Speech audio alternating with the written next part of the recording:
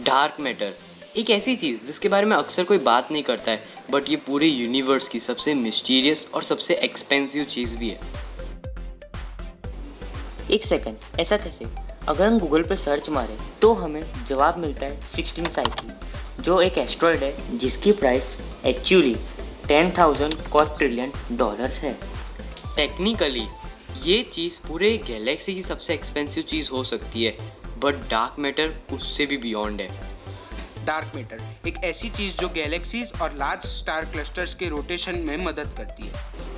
तो actually dark matter की real price है क्या?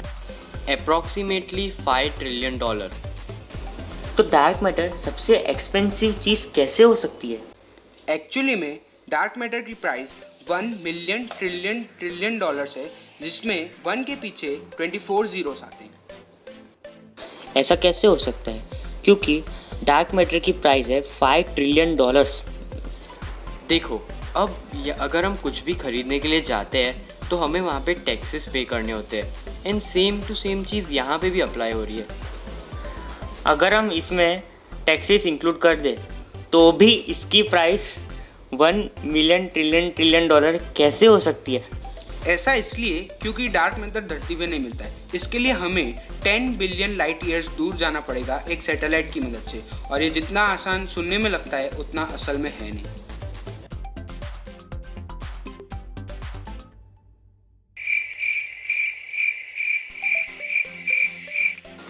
ओके कमान, मुझे एक्सप्लेन करने दे। अब अगर हम राउंड अबाउट फिगर निकालें तो हमें मिलता है 68% ऑफ द पूरा यूनिवर्स डार्क एनर्जी से बना है, 27% of the universe dark matter से बना है, और बाकी का बचा हुआ मतलब 5% of the universe normal matter यानी अर्थ, सन एक्सेट्रा से बना हुआ है। इसको लेने के लिए हमें यूनिवर्स के डीप में जाना होगा and approximately 10 billion light years दूर तक ट्रैवल करना होगा, और इसमें भी कई सारी प्रॉब्लम्स आएगी, just like number 1 rocket making, number 2 communication, number 3 time. अब सबसे पहले आते हैं नंबर 1 रॉकेट मेकिंग पे। तो अब अगर हमें 10 बिलियन लाइट ईयर्स दूर जाना है, उसके लिए हमें फास्टेस्ट रॉकेट की ज़रूरत है, और अर्थ का फास्टेस्ट रॉकेट है जूनो स्पेसक्राफ्ट, जिसकी एक्चुअल स्पीड है 3,65,000 किलोमीटर्स। और अब अगर हमें इस रॉकेट को बना के इसे लॉन्च करना है तो सबसे बड़ा टास्क आएगा ग्रेविटेशनल फोर्स को ओवरकम करना, और जूनो स्पेसक्राफ्ट की स्पेशलिटी यही है कि वो किसी भी तरीके की कितनी भी ज़्यादा स्ट्रॉन्ग ग्रेविटेशनल फोर्स को आसानी से ओवरकम कर सकता है। जूनो स्पेसक्राफ्ट सिर्फ हमें अर्थ की ग्रेविटेशनल फोर्स के आगे तक छोड़ सकता है, बट उसके बाद क्या? उसके आगे जाने के लिए हमें सैटेलाइट की ज़रूरत है, और इसके लिए थैंक्स टू नासा, क्योंकि नासा ने एक ऐसी सैटेलाइट बनाई है जिसका नाम है पार्कर सोलार प्रोब, और इसकी अप्रॉक्स स्पीड है 7 लाख किलोमीटर्स पर आवर। ये जितना आसान लग रहा है इसकी प्राइस भी उतनी ज़्यादा है, क्योंकि अगर हम इन दोनों की प्राइस मिला दें तो आंसर आता है 260 करोड़ डॉलर्स, यानी 1500 करोड़ रुपए।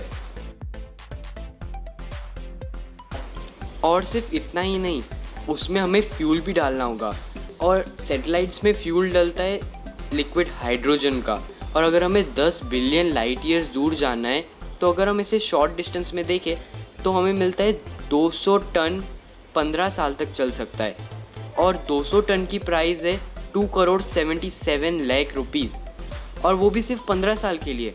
हमें जाना है 10 बिलियन लाइट ईयर्स दूर। Number 2 communication. अब अगर हमें 10 बिलियन लाइट ईयर्स दूर जाना है और अगर हम उसे स्मॉल स्केल में देखें तो जस्ट इमेजिन हमारे पास एक फ़ोन है, और वो फ़ोन सिर्फ 10 किलोमीटर की रेंज में ही किसी को कॉल कर सकता है, बट हमें कॉल करना है हमसे 100 किलोमीटर दूर वाले फ़ोन को। तो उसके लिए एक मेथड है कि अगर हम बीच में 8 अलग अलग फ़ोन डाल दें जिनकी भी रेंज 10-10 किलोमीटर है, तो वो आपस में कनेक्ट हो के एक पॉइंट पे 100 किलोमीटर तक पहुंच जाएंगे, और इसका मतलब हम एक इनिशियल पॉइंट से एंडिंग पॉइंट तक आसानी से कनेक्ट होके पहुंच सकते हैं। अब इसी चीज़ को अगर हम लोग डेफिनेशन के रूप में ले तो इसे कहते हैं डिस्प्लेसमेंट।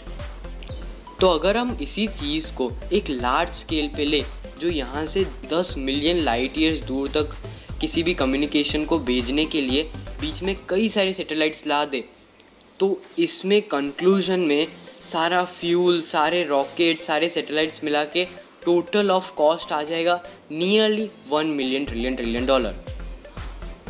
Number 3, time. अब अगर हमें इतनी दूर तक कम्युनिकेशन करनी है और इतने ज़्यादा सैटेलाइट्स बना के उन्हें लॉन्च करना है तो उसमें अप्रॉक्सीमेटली 39 बिलियन ईयर्स का टाइम लग जाएगा एक इन्फॉर्मेशन एक पॉइंट से दूसरे पॉइंट तक भेजने के लिए। और बिग बैंग आज से 13.7 बिलियन ईयर्स पहले हुआ था। So just imagine big bang के होने से लेके आज तक के 3 गुना टाइम। सो यहाँ पे ये वीडियो ख़त्म होती है। होपफुली आपको वीडियो पसंद आई होगी एंड हम मिलते हैं आपसे अगली वीडियो में। Till then please be weighted.